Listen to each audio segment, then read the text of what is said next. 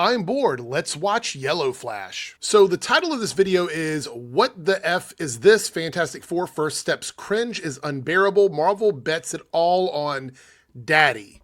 So I just grabbed one of the random YellowFlash videos. He's made so many about Fantastic Four. I just grabbed the first one that showed up in the search. So let's watch this and see if we can debunk some of it. All right, let's talk Fantastic Four. The movie has had its premiere. Okay. And now we're going to start to get a good idea of how people feel about it. I actually have some reactions here, but I want to start here. So the projections for the movie went up a little bit. They dropped down to like 110 last week. Now they're back up to somewhere between 125 and 155 million. That is a big gap, really. That's kind of a big gap. I mean, it's a similar gap that we see to a lot of these summer movies, especially recently. There's not a lot of consistency in these sales. So I don't think the gap is like big in the sense that I can't believe these numbers. Like, I don't think they're completely unbelievable. I mean, 155 is a pretty big number. But I don't really care too much about number. Like, I, as a movie viewer, don't really care too much about the numbers for movies when I'm going to see them. I just care whether or not I like the movies. But these guys have to do this because this is part of their scam and grift on YouTube, is manipulating or misrepresenting numbers. Because if it makes 155 million domestically, that'd be pretty good, actually. 125 even, if the international is good, that could work out. International will be much higher than Superman for this movie. Really? Just, why do you think that? Why do you think that?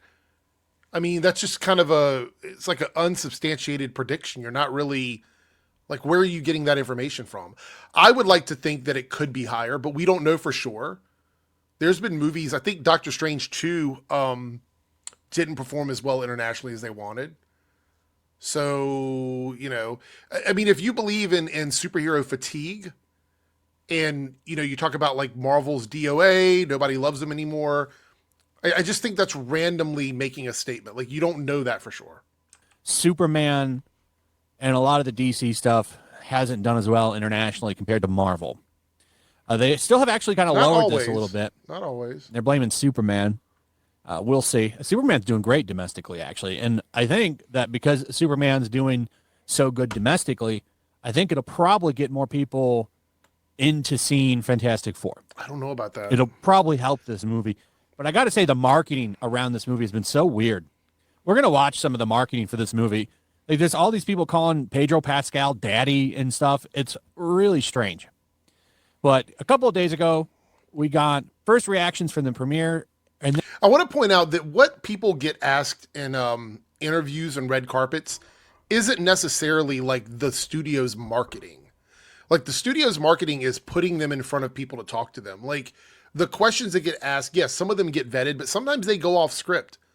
We've seen videos where they just go completely off script when they're doing these reviews. So you can't really hold that against the studio in terms of marketing. Like, if someone is set up to do an interview and they do that interview and the interview ends up being kind of cringe, there's not a lot the studio can do about it once they've signed off on it.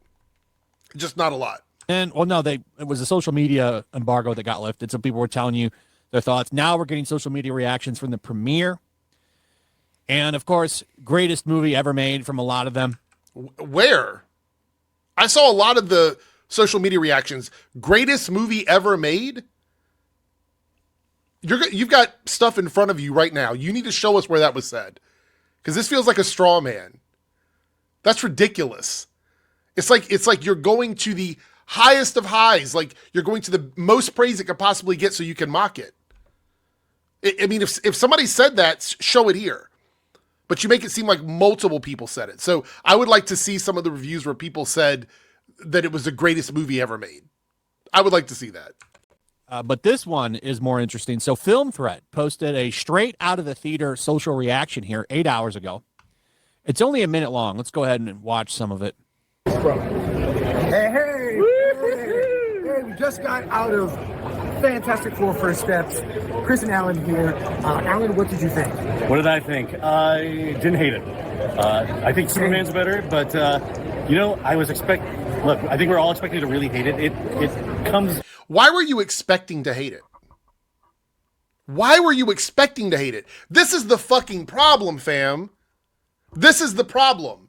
You have two people that call themselves film critics that went into a movie, at least one half of them, 50% of them, went in expecting to hate it. You can't tell me you are giving us an unbiased review of something if you go into the movie expecting to hate it.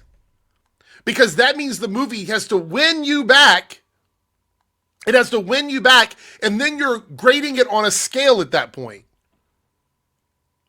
This is what I've been saying about these fucks for a while, is that they're not going in giving these a fair chance. They are going in specifically looking to dislike something so they can nitpick it. Across the finish line, just barely passing for me. My quick Now, Alan liked Superman, as did I. So that's an interesting reaction from him. Why?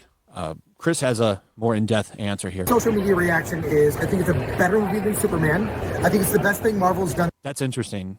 And now, he's a little bit more harder on Superman than me. He didn't completely hate it either. He's got a lot of criticisms of it, as do I, but overall I enjoyed Superman. The biggest takeaway from what he says here. I mean, the thing is, like, it doesn't even really need to be compared to Superman, right? That's the thing. Like, you don't have to compare it to Superman. There's nothing saying that you have to compare this directly to Superman other than the fact that they're being released in the same month. They're not even the same types of films.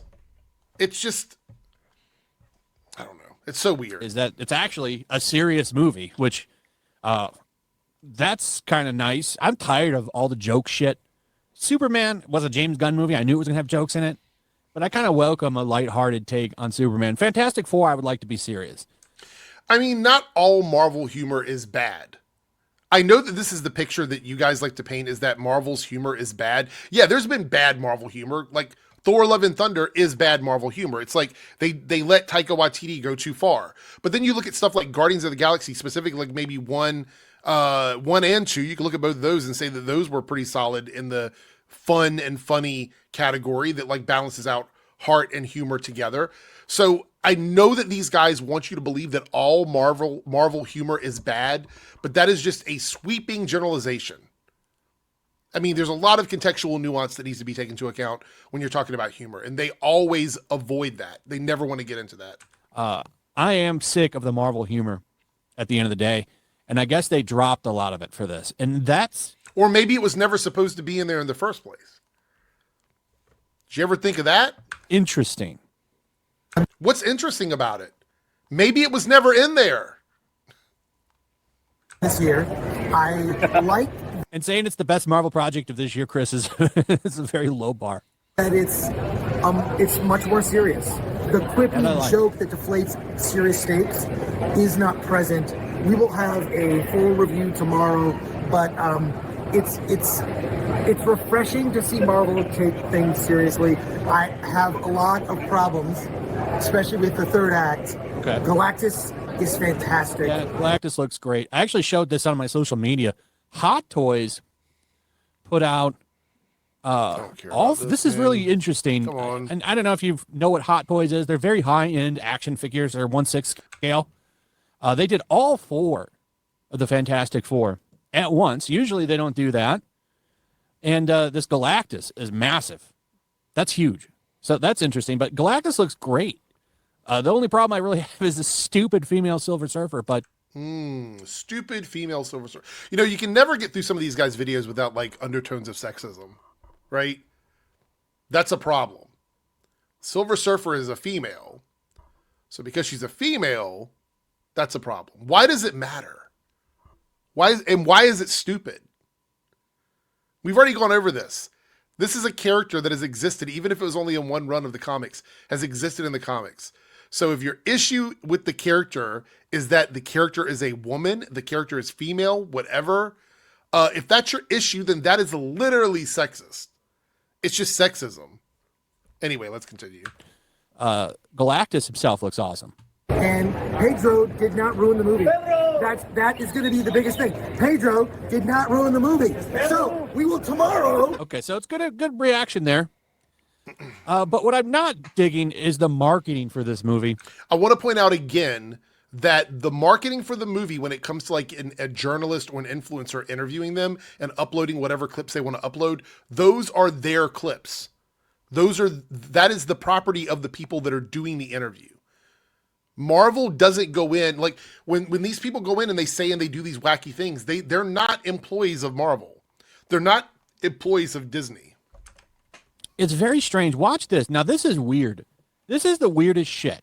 First off, these two here rubbing on each other the entire time that they're in front of a camera is real strange.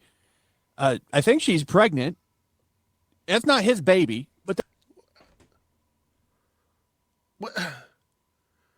that's it's just kind of creepy, man. It's kind of creepy. Like, okay, let's continue. Like, I'm sorry, it sounds so creepy hearing YellowFlash talk about someone that way. Maybe it's just me. I don't know. They're hugging and kissing on each other. I mean, you're getting mad about this interview and what he says to them, and you're here objectifying their professional relationship. Dude, what the fuck? In every interview, every camera moment, it's really strange. Really, really strange. It's only strange if you're not the person who is okay with it.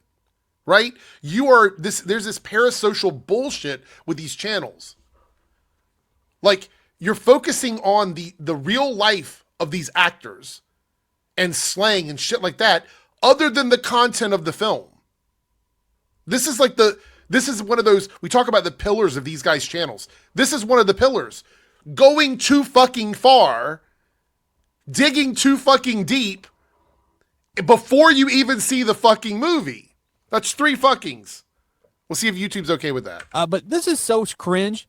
Is there anybody that interviews celebrities that's not like hardcore gay? What the fuck? Yeah, I would assume that there are people doing interviews that are not quote unquote hardcore gay. What the fuck? I mean, I don't even know where we go from that. Yeah, there's people doing interviews that are not hardcore gay, YellowFlash. Obsessed with fucking gay people, man, I swear. Let's go. This is really weird. Really weird. This dude is like trying to have sex with Pedro Pascal or something. Trying to have sex. He is sitting doing an interview with Pedro Pascal. He's doing an interview. Like, yeah, he's saying some strange stuff. I don't think he's trying to have sex with Pedro Pascal. But apparently Pedro gets around. Talking about like her being pregnant and him touching her. And now the interviewer's talking to him in a way that you think is kind of strange. So now he must be hitting on Pedro Pascal and he's hardcore gay. Just watch this shit. Pedro has played a father in so many different texts, a found father figure. But do you think it's safe to say that Reed is the first capital D daddy in the MCU? Are there not other fathers in the MCU? I mean daddy. Oh, Yeah, daddy. Daddy. It's a sexual thing. No. Oh my gosh. There is a bit of slang in the fandom, whether you like it or not, where the term daddy is thrown around in a non-sexual way. It's memeable stuff. It's just memeable, man. I don't even know what to tell you. You're reading too much into it, YellowFlash. And it makes me wonder, what do you know about daddies?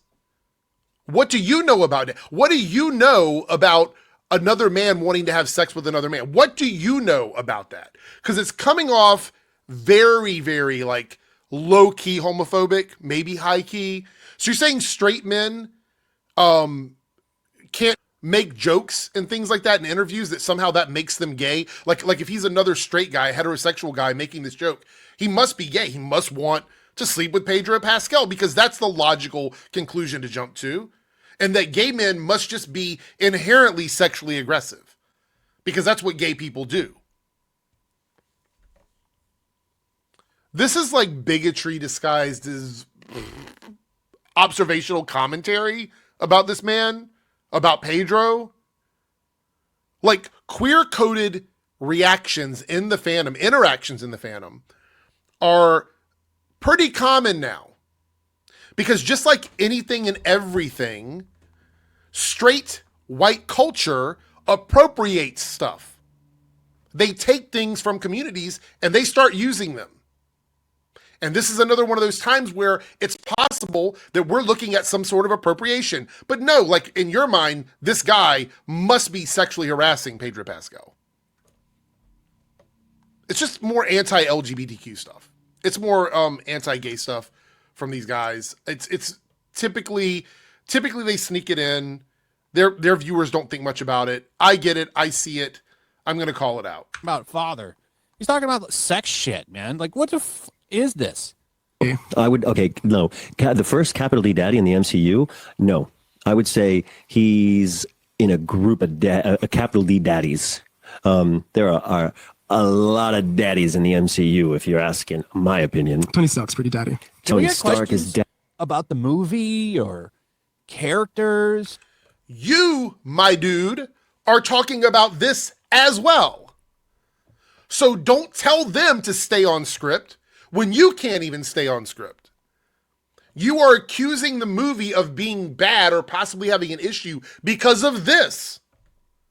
You're literally talking about it, man. You're literally fucking talking about it. Why are we asking him if he's a daddy? For viral clips just like this one. That's why they're doing it. It's so strange. And this isn't the only time. There's other interviews doing this. Daddy. Chris Evans, pretty daddy. Yeah. Yeah, you're right. It's actually it's a daddy party. It's a daddy fest. Trust me. You're lucky to stick out in the daddy fest. I think it's also, we need to point out that like the idea of two lead actors in a series where they're supposed to be in a relationship being somewhat more affectionate in public is weird. It's just not. Like, you can go all the way back to like Brad and Angelina. You can go back to Tom and Zendaya. Like, you see them together, they are a bit more affectionate with each other in public than they would be normally because they're promoting a movie in which they are the love interest of the film. Those are just a couple of examples of it happening in the past. I'll use my stretching powers to stick out a bit. Pedro. Yikes. Like, here's another one. Like, this shit does not make me want to see this movie. I'm telling you. Well, then don't watch it. It's really that fucking simple. You know how much of the PR stuff I skip for movies when it gets really close to the movie coming out, that week before the movie comes out? I try to avoid a lot of stuff in that week, in that 7 days. I do my podcast, so I do talk about some stuff, but I try to like edge it out a little bit beyond like the 7-day window, so I'm not getting overexposed to the film. You guys have a weird, and I'm using this term very loosely, but I kind of mean it. You have this weird obsession with interviews.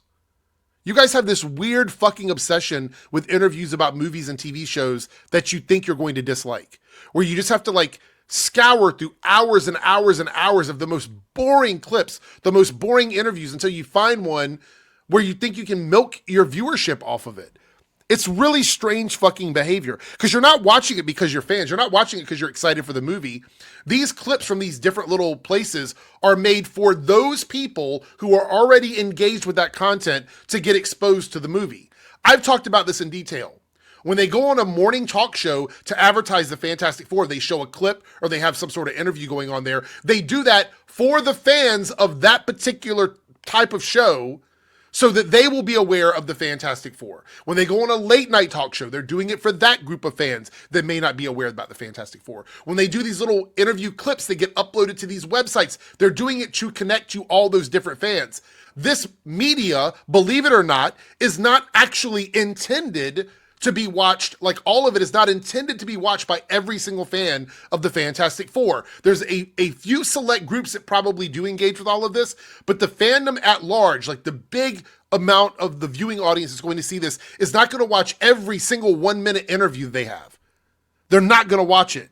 You guys do this because you have a narrative you have to paint. And it's really fucking strange. And it's already going to be hard to get me to go see this movie. I don't know, man.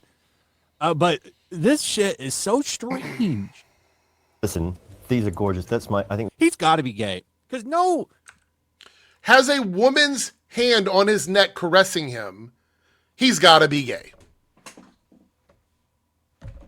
He's got to be gay. More homophobia from YellowFlash. Dude, I swear, I feel like you must be fucking gay. I feel like you must be gay. Are you playing for my team? And you're deep in the fucking closet? This fucking gay-vestigating everybody. Homo-vestigating everybody. Using straight men trying to use gaydar. Why do you give a fuck? What difference does it make? If you don't want to sleep with the guy and you think that it's weird for an interviewer to talk to him about being a daddy, maybe you shouldn't be thinking about whether or not he's sucking some other man off. Maybe you shouldn't think about that. Maybe that should be out of your mind. No woman, see, like, if you see like women that are friends with gay dudes, like they treat them like another woman. Man, just get fucked, dude. Like, really? Just get fucked. Like, are you not intimate with your spouse? I'm assuming you're still married. I don't know. You're always speculating about other people's fucking relationships. So I guess that's on the table. Are you still fucking married? Are you not intimate with your spouse? Does your spouse not touch you? Hold your hand, touch your neck, touch your shoulder? What about this particular act makes you think that he's fucking gay because of how she's touching him? So he's gay because of how she's touching him. Not about anything he's doing. It's about her touching him. God, just fucking... You guys are so fucking stupid. Like, when would you know a woman to let a straight man rub all over her and they're not hooking up or something? It's just... So now they're hooking up. Now they're hooking up. So before, it wasn't her baby. They weren't hooking up. He must be gay. The guy's hitting on him, so that's weird because the daddy thing. She's touching him this way, so he must be gay. But now you're insinuating that she wouldn't touch him like this unless they were hooking up. Jesus fucking Christ. It's so weird. This whole relationship between these two is strange to me. Listen, these are gorgeous. I think that's my favorite image so far. Just our hands. Yeah. That was our very first day. As long as you don't have to see my face. Listen. It's just so weird. You're a weirdo, man. You're a weirdo. There's plenty of places you can go to see adult content. Sign up for one of them and just have at it. Like this parasocial, like romance shit that you're doing that's weird. Here's another one talking about the daddy thing.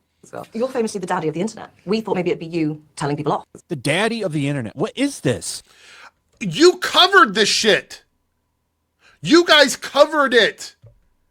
The zaddy daddy thing is something that's been associated with Pedro for at least a year or so now. You guys have talked about it.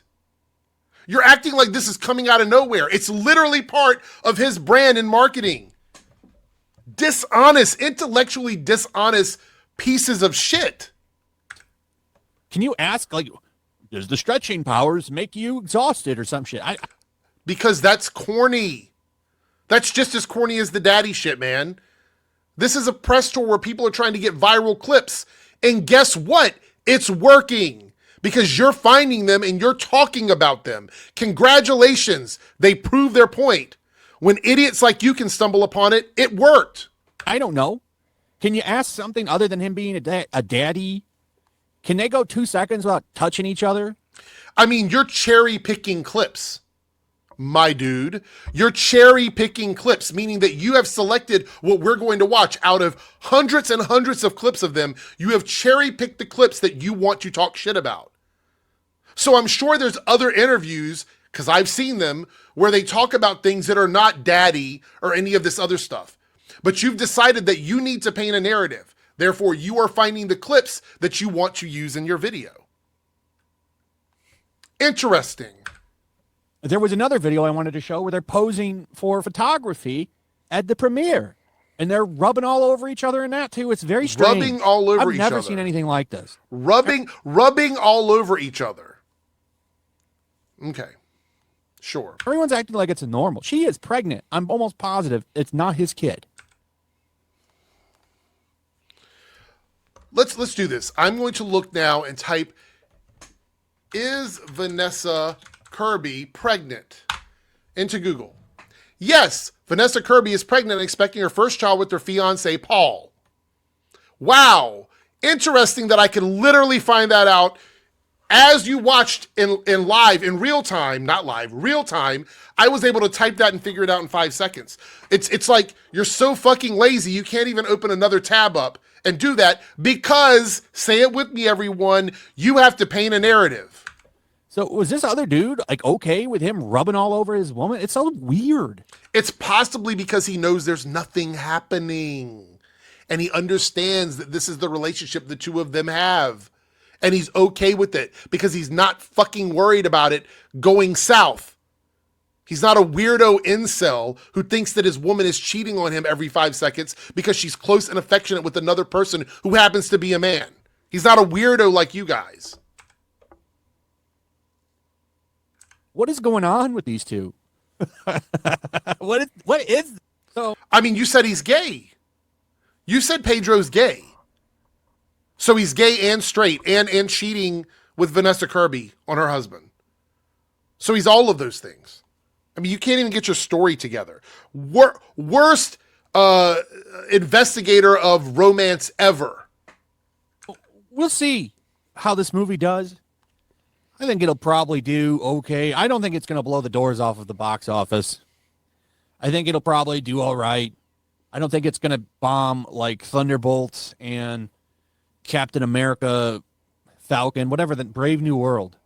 I don't think it's going to go down like those. But I also don't think it's going to blow the doors off of the box office. Maybe I'm wrong. Maybe it'll make $1 billion. I mean, pick one. Pick one. Earlier you said it was going to do well because Superman is going to help it out. You said that earlier. You said that internationally it's going to do better than Superman. It's helped out because Superman has had good fan reception. But now you're just like, I don't think it's going to bomb. I think it's going to be okay. I don't know. Maybe it'll make $1 billion. You have no fucking take. You have no take. You're just saying things that I guess one of them will be right. I don't know. Maybe I'll make $5 tomorrow. Maybe I'll make $10. Maybe I'll make $100. I don't know. Pick one. That's my take. Who knows? I currently think that superhero shit has kind of run its course. We'll see. What are your plans? Are you going to go see this movie? Let me know. What are you anticipating this? Are you excited? Do you not care? What are your thoughts? What are your thoughts? I mean, if they didn't care, they wouldn't be watching your video, right? They would be. Wait, this is 10 minutes and 20 seconds of a 13-minute video. What's at the end? If this sounds like the end of the video. This whole situation. What do you think of the future of the MCU? What do you think this is going to make at the box office? Let me know in the comments. Just say 3 different numbers and go, I don't know. I don't know. I have no idea. Just because that's what he did. Also, if you would, please share the video, hit that notification bell, subscribe, all that good stuff. Also, check out my comic book campaign. Of course. That's what the end of the video is. Advertising his awful comic that has barely scratched over their goal. Barely scratched over the goal. It's only a couple days left.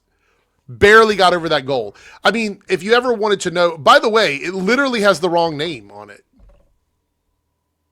This is the Golden Patriot for the Rippaverse, and it says Death Shroud on it, which is another comic book that is coming out from the Rippason company, Eric July's company. It's got the wrong fucking name on it. Holy shit.